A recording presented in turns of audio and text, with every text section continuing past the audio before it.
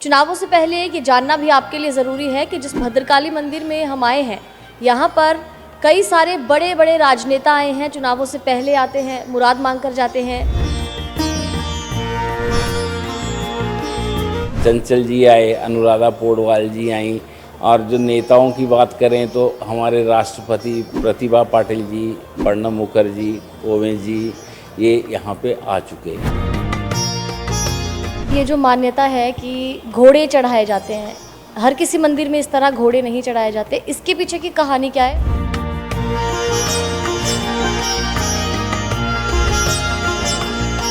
पांडव यहाँ पे आए तो उन्होंने माँ के चरणों में प्रणाम किया और उनको कहा कि अगर माँ हम विजयी हुए।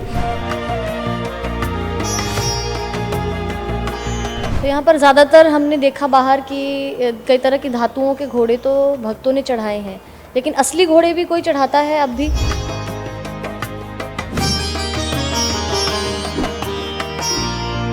कि यहाँ किसी गांव से कोई बंदा आया था, वो अपने 2 घोड़े चढ़ा के चला गया यहाँ पे, वो मैंने प्रत्यक्ष रूप से खुद देखे।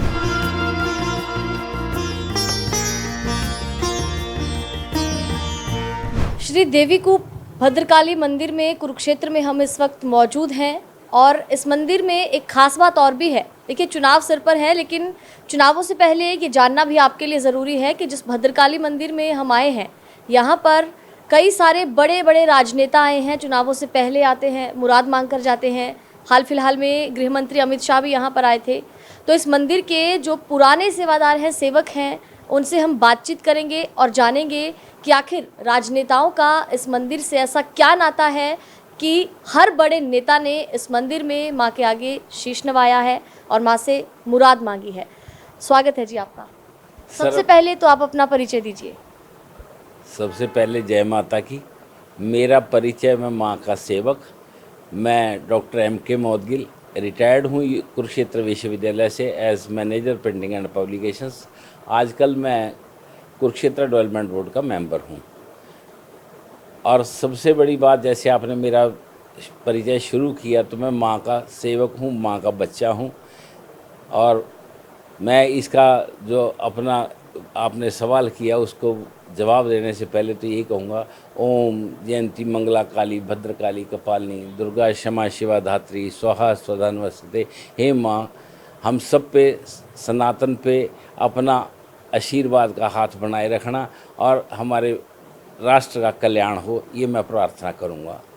अब आपका जैसा सवाल कि यहाँ पे बहुत लोग आते हैं, सबसे पहले तो सेवक के नाते मैं आपको ये बताऊँगा कि कुरुक्षेत्र में एकमात्र शक्तिपीठ जो है वो माँ भद्रकाली है। नवरात्रों में दोनों समय और गुप्त नवरात्रों में, उसके अलावा भी हर शनिवार को बहुत बड़ी संख्या में लोग यहाँ पे श्रद्धालु अपने माँ को नमन करने आते हैं। हमारा ये मानना है कि कुरुक्षेत्र में जो भी नेता, जो आपका सवाल है, नेता आए, अभिनेता आए, तो हम सबका ये मानना है कि वो यहाँ अपना शीश निभाने ज़रूर आते हैं। कौन कौन बड़े नेता और अभिनेता यहाँ पर शिरकत कर चुके हैं? देखो, गायक के तौर पे तो चंचल जी आए, अनुराधा पौडवाल जी आई, और जो नेताओं की बात करें तो हमारे राष्ट्रपति प्रतिभा पाटिल जी, प्रणब मुखर्जी, ओवें जी, ये यहाँ पे आ चुके।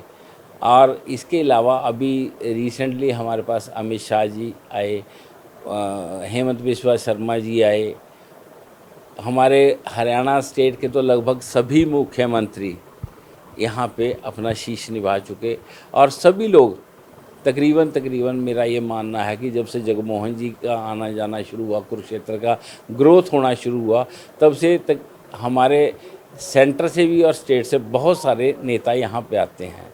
और देखो, जो इस धाम पे आता है उसकी मनोकामना ज़रूर रहती हैं, और यहाँ पे आके नमन करना एक बात है, और जो अपना श्रद्धा भाव से यहाँ पे आके अपना शीश निभाता और अपनी कोई मन्नत मान के जाता है। एक तो होता है ना, आया नमस्कार किया चला गया, वो आना। एक ये कि मैं अपने मन में कोई प्रार्थना लेके आया कि मेरा ये संकल्प पूरा हो। तो जैसे आपको पता है कि लोग, अमित शाह जी की वाइफ मेरे लगभग 6 बार आई, तो यहाँ पे अपना वो संकल्प करके गई। तो उनका यहाँ आना।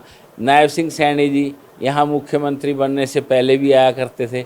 जब यहाँ हमारे पीठाधीश सतपाल जी ने कहा कि आप जल्दी मुख्यमंत्री बन जाएंगे, हमारे तो ख्याल में भी नहीं था, उनके भी ख्याल में नहीं था कि मैं एकदम से ऐसे मुख्यमंत्री बन जाऊंगा। एकदम से वो प्रधान बने और स्टेट के मुख्यमंत्री बन गए। सुभाष सुधा जी यहाँ रेगुलर आते हैं, उनकी वाइफ आती हैं। संजय शर्मा जी अम्बाड़ा से हमारे प्रवक्ता हैं भाजपा के। ऐसा नहीं है कि ये सिर्फ भाजपा के आते हैं। अभी कुछ दिन पहले अभय चौटाला जी आए, नवीन जिंदल जी का परिवार सारा यहाँ आता है। और नवीन जिंदल जी जब पहले भी थे तब भी आते थे। नवीन जिंदल जी का तो परिवार वैसे भी अपने आस्था से जुड़ा हुआ है। तो ये कहें कि मनोकामना लेके तो बहुत, अभी कुछ दिन पहले अशोक अरोड़ा जी भी आए। तो ये कहें कि कौन सा व्यक्ति क्या भाव लेके आता है। मनोकामना तो देखो हर एक व्यक्ति की इच्छा होती है, मनोकामना पूर्ण करना उसके संस्कारों में क्या लिखा है माँ ने, वो दूसरा विषय है। मेरा तो ये मानना है कि जैसे मैं 1990 से यहाँ पे आ रहा हूँ, यहाँ जितना भी ये इसकी डेवलपमेंट हुई ये पंडित सतपाल शर्मा जी के देख रेख में हुई। जब से ये यहाँ पे आए तब से इसका इतना सुधार हुआ, इतना बड़ा प्रांगण बन गया कि आप देखते देखते अभी इतना बड़ा मंदिर बना। अभी शनिदेव जी के मंदिर का प्राण प्रतिष्ठा का कार्यक्रम अभी 6 जून को है, उसके लिए आज भी वो दिन रात भाग रहे हैं। तो इस मंदिर को सुंदर और स्वस्थ शब्द यूज़ करूँगा मैं, सुंदर और स्वस्थ बनाने में, जिसमें कि हाइजीनिक पॉइंट ऑफ व्यू से साफ़ सफाई का इतने बढ़िया टॉयलेट बना दिए, और साथ में ये परिसर में लोगों की इतनी बड़ी मैनेजमेंट है कि वो हर आदमी अपनी सेवा भाव से यहाँ जुड़ा हुआ है।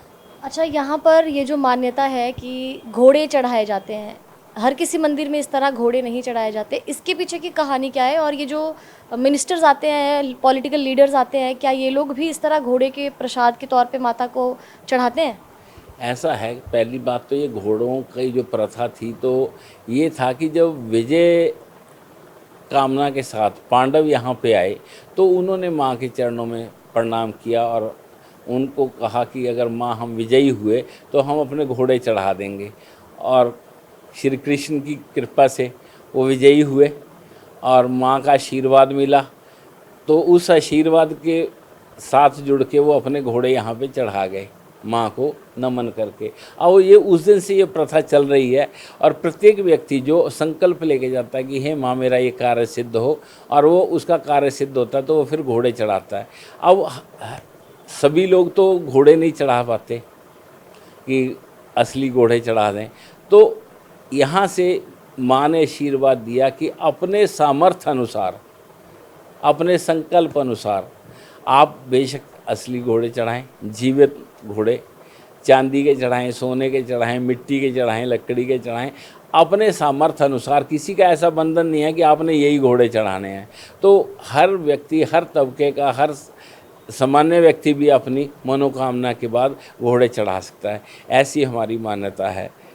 तो यहाँ पर ज़्यादातर हमने देखा बाहर कि कई तरह की धातुओं के घोड़े तो भक्तों ने चढ़ाए हैं, लेकिन असली घोड़े भी कोई चढ़ाता है अब भी? मेरे को याद है कि काफ़ी साल हो गए कि यहाँ किसी गांव से कोई बंदा आया था, वो अपने 2 घोड़े चढ़ा के चला गया यहाँ पे। वो मैंने प्रत्यक्ष रूप से खुद देखे। अब मेरे को एग्जैक्ट पता नहीं है कि वो बंदा कौन था, बट मैंने देखा वो घोड़े यहाँ छोड़ गया था।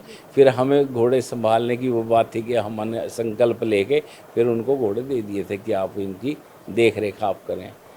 तो ऐसा है जी। बहुत शुक्रिया हमसे बातचीत करने के लिए जी, बहुत बहुत आभार। फिर पुनः जय माता की। माँ हमारे देश को स्वस्थ समृद्ध रखे और सभी के मंगल कामना करते हुए जय माँ भद्रकाली।